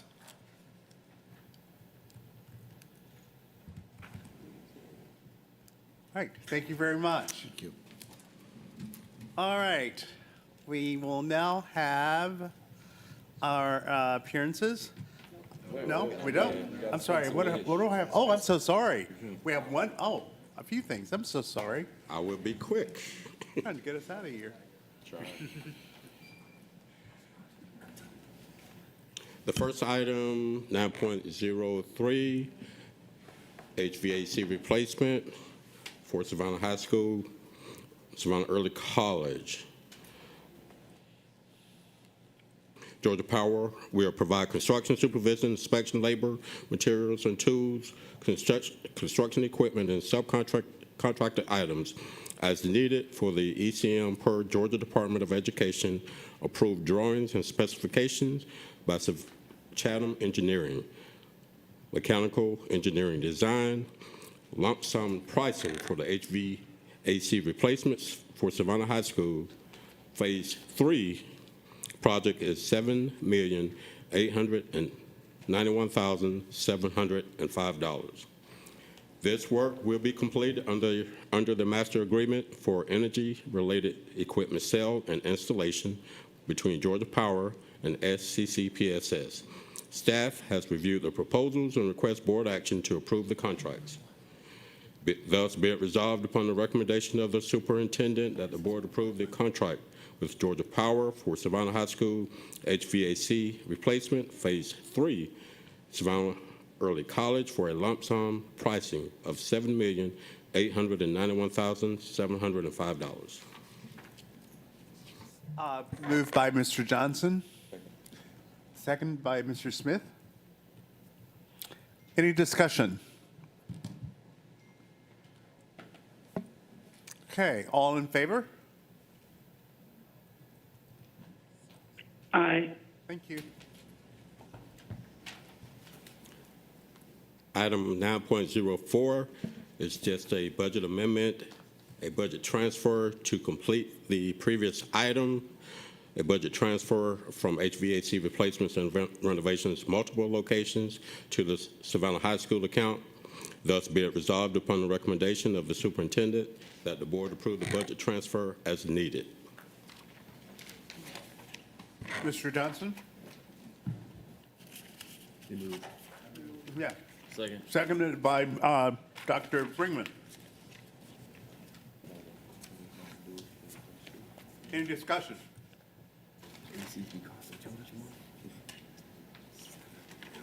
All in favor? Aye. All right. And the last item, 9.05, is the acceptance of the school security grant. The Georgia Department of Education has allowed it. Savannah-Chatham County Public Schools, $2,780,316 to support school security personnel positions and other security needs related to school safety and security.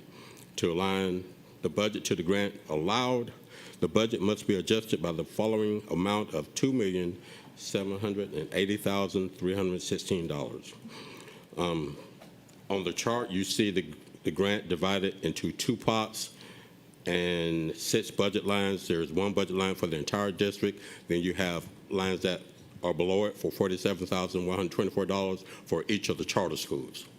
Thus, be it resolved upon the recommendation of the superintendent that the board approve the FY25 budgeted revenues and expenditures by $2,780,316 as shown in the above table to align the local budget with the school security grant allocations as approved by Georgia Department of Education.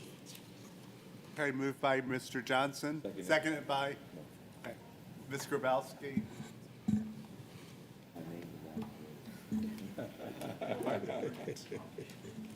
All right, any discussion? Yes, Mr. Johnson. I just want to give kudos to our campus police department for finding a grant for over $2 million to help with securing our schools and our facilities. This is a huge windfall, so we don't have to use it out of the general budget. So kudos to the campus police for finding this $2.7+ million. Here, here. Any other discussion? All in favor? Aye. Thank you.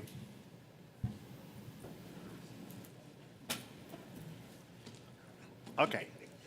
Now we will have appearances by the public. I will reiterate that you have 3 minutes, and we have a few people signed up this evening. First, we have Mr. Peter Robine.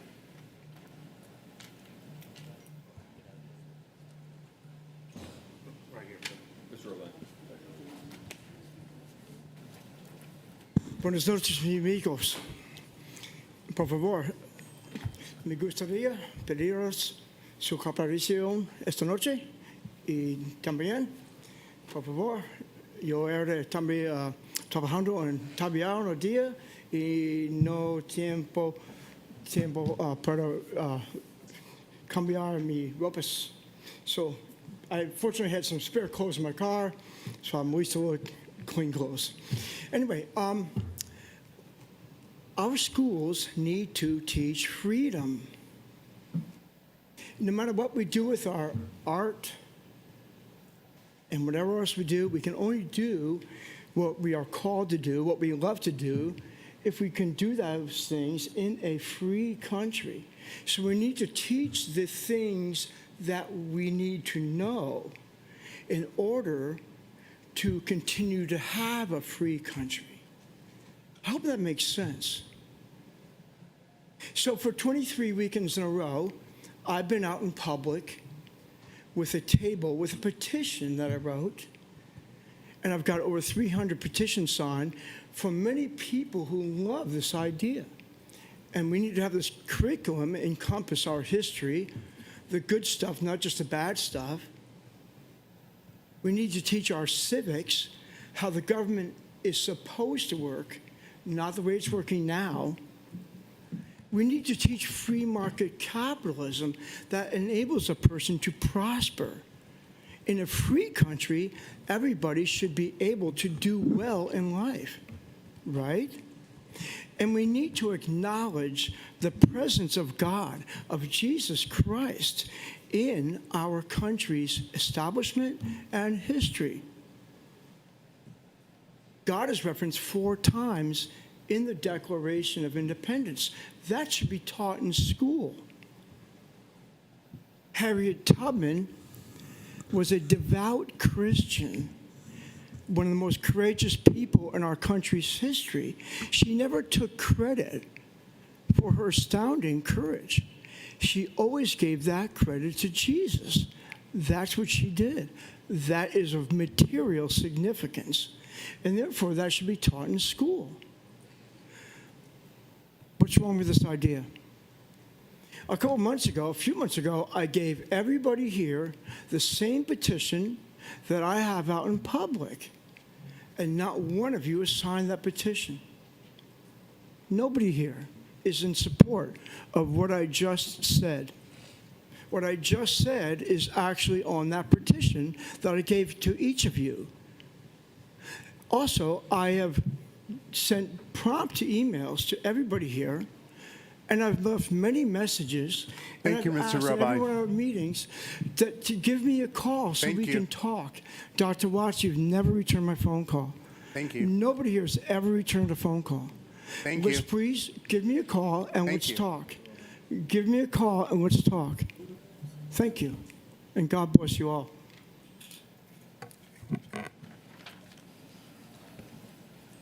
Next, we have Mr. Rick Rooney.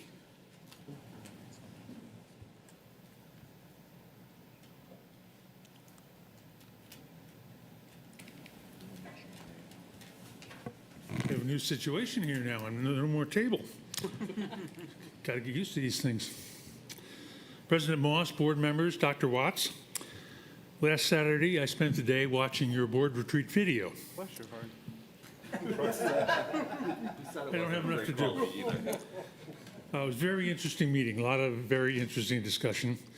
The video and audio were dreadful, but the meeting was very good. The subject I'd like to talk about is 208 Bull Street. As you may remember, last April, I came and spoke to the group about that. I had just had my first meeting in the building with some of the staff, and I was just shocked by the condition of the building that we were making our executive staff work in. So I was very pleased at the retreat to hear the board agreed with that, and that the building needed to be changed, the staff needed to be moved out, and something needed to be done. So I would like to give you my proposal. First, we should sell 208 Bull Street to a nonprofit organization with a restrictive covenant deed requiring them to use the building for civic, cultural, and public educational purposes. Second, use the funds from that sale and the sale of other properties to build to acquire the property and to build a building for the staff. Why this proposal? First, there was some very good discussion at the retreat meeting about the importance of 208 Bull Street. It's an iconic building, it has a historical significance, and it shouldn't be destroyed or turned over to some sort of who knows what commercial interest. So this proposal would enshrine that. The owner of the building would be restricted by a deed that would be defined in the terms of which by this board, and that would be in perpetuity. Second, why not to keep the building and remodel it? As Reverend Smith said at the retreat, why would we spend $85 to $100 million fixing up a building and then require 225 of our 300 employees to search the streets of Savannah for parking spaces every day? That doesn't make sense. The other proposal was to develop 208 Bull Street into an income-producing property. The money the board or the district has to do things comes from taxpayers. Taxpayers pay their taxes to accomplish the mission and vision of the school system, which is right up there on the wall behind you. The mission: together we ignite and foster lifelong learning at the highest levels for all. The vision: from school to the world, all students prepared to be successful and productive citizens. There is nothing on that wall about property development or property management. That is not what we're doing. I'm sorry. Am I out of time? Yes, I'm sorry. Oh, I had one more closing comment. Okay, I'm open for questions anytime. Thank you. Next, we have Mr. Harmon Chanel. Harmon left, okay. Next, we have Kissia Burnett.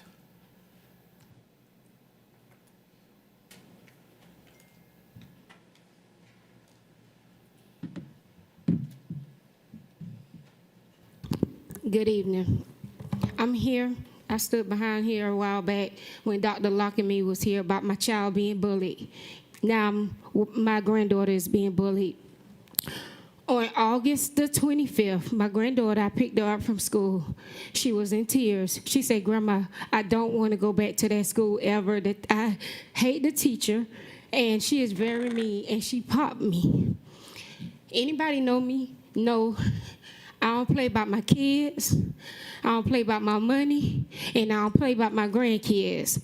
So I turned back around to speak with the principal because when I pulled off her back, she spoke because, again, I've been here before. And she I guess she already left by the time I went back around. But Miss Reed at Rice Creek Elementary, I don't know what y'all got to do, and I already done start doing the process at the state, but I want her gone. Y'all need to investigate it. I want her gone. I am an education advocate. You can reach Dr. Perry in Liberty County, and he will tell you I don't play when it comes to education, bullying, and IEPs and 504s. Also, I got a problem with the communication in this district. I've reached out.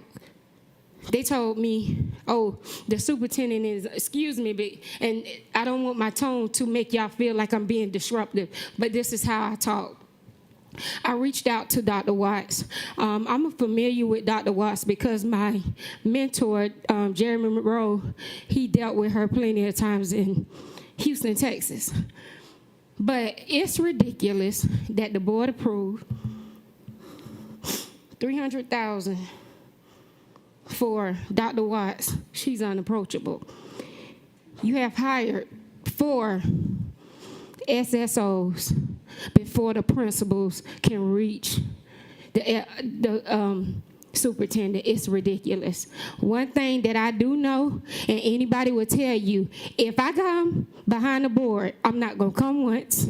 I'm going to come nice the first time. But the second or third time, bullying is ridiculous. Today, what happened in Atlanta, it was a result of bullying. We lost 4 kids in the education system. If y'all don't want to deal with bullying, my posse will come and we'll deal with it. We will also vote y'all out. That's how I fight. I vote y'all out and I come for y'all jobs. This is not my first time, and I will be back because I got some issues with y'all special education teachers that's violating our special education kids. I'll be back. Thank you. Okay. Mr. Carlson Carter.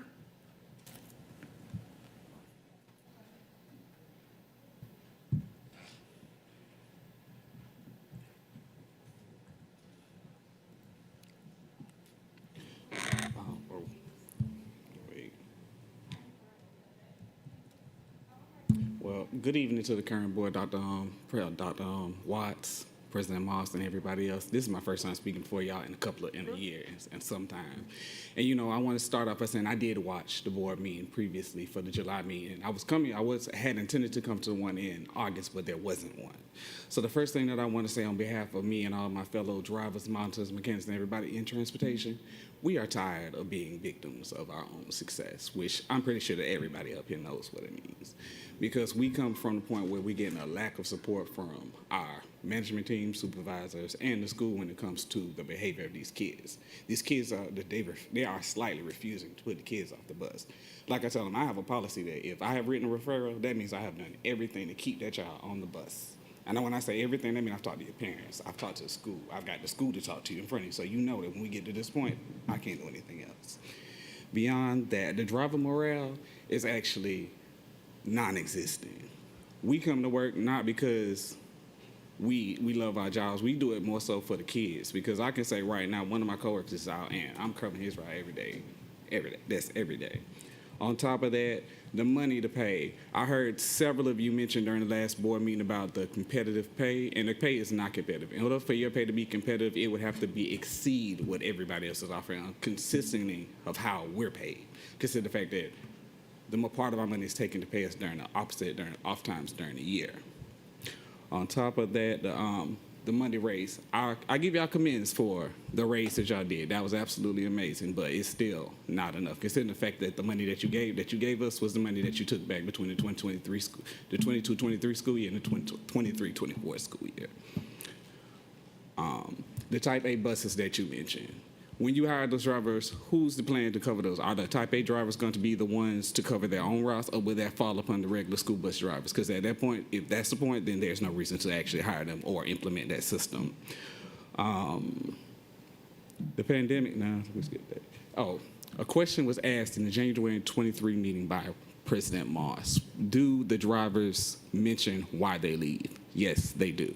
It's not an official exit interview done by HR, but our directors do ask them, why are you leaving? What can we do to get you to stay? But at that point, there's nothing left to do because they reached their breaking point. Mr. Smith made a point about the food trucks, like, why are we doing this when we could just give them the money? When in all actuality, it feels like the pizza party theme that everybody says, that's how you coax people to feel like they're doing something, but we're actually not.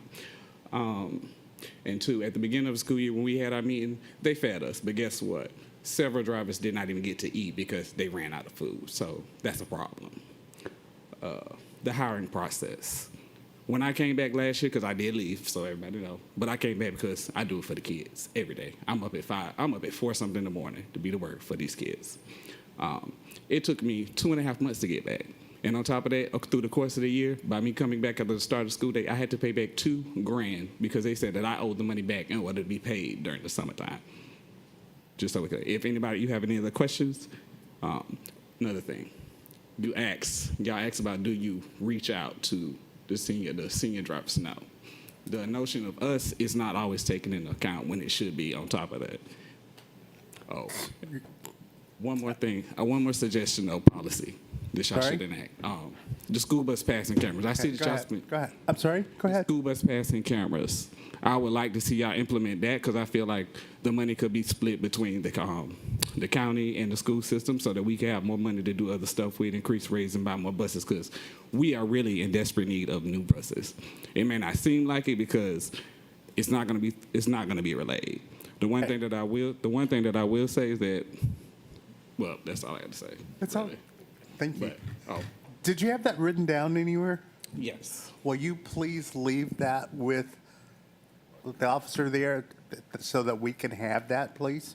Okay, I surely will. One last thing, because it just popped up. I'm sorry. Don't fault me for this. But during Debbie back in the beginning of August, I'm not sure who from the district sent the email about the Thursday day when we got paid for the storm days, but that Thursday was a work day.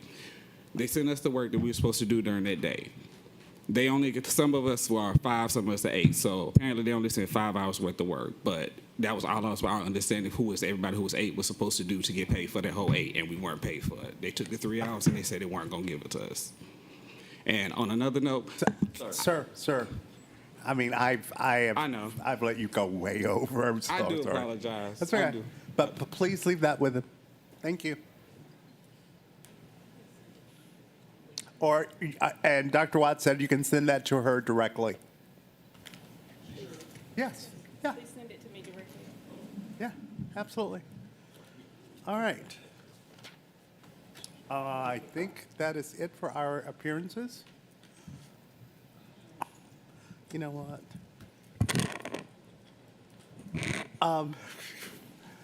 Mr. Watson, you have 3 minutes.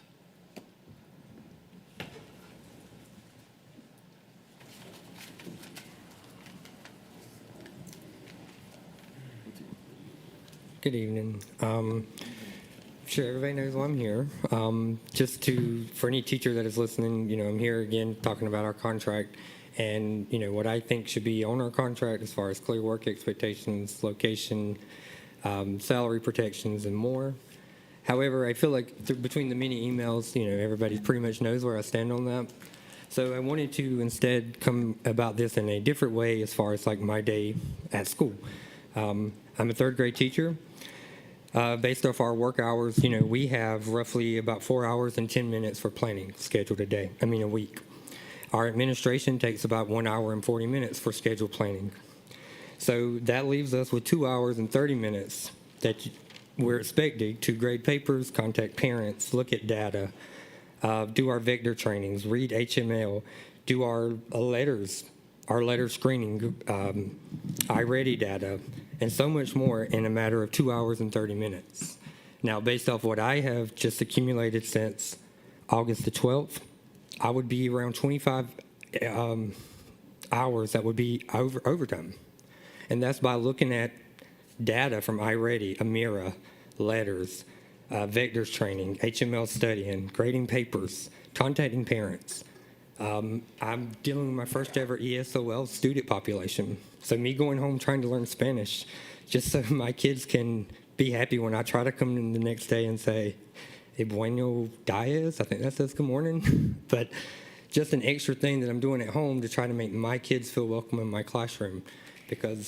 And then I'm having to go home and study about what type of teaching strategies for ESOL students that I've never dealt with, which I'm fine with, but just to show the extra amount of work that, I'm putting in, and that's with me cutting back from not coaching no more, not being involved in the event stuff at my school, not being involved with the reading bowl, because I'm tired, and I'm tired of it. Like I'm sick of, I'm not the only one, but then I love my classroom. I literally love my classroom. But from what it feels like, the lack of respect is taking that away. And so I will pull back to keep the love from my classroom before I allow that to happen, because the contract discussions that I've been trying to start, the response I get is that it's legal. That it's legal. Legal don't mean right. And nothing that I've requested to even be discussed would require this district to spend any bit of money. Not one single dime. We ask our students every day in our classroom to go above and beyond. Today, I'm asking the leadership of Savannah-Chatham County to go above and beyond and separate our district from the rest of the districts in Georgia. That would cost you zero amount of money, but it would make your teachers feel so appreciated, beyond appreciation. Because let's be real, we're still going to do it because we love it. Thank you. Thank you very much. All right. I will accept a motion to adjourn. Moved by Mr. Johnson, seconded by Ms. Hall. All in favor? Thank you. Aye. Thank you. Y'all have a good evening. Thank you for the technical support team. I appreciate the staff.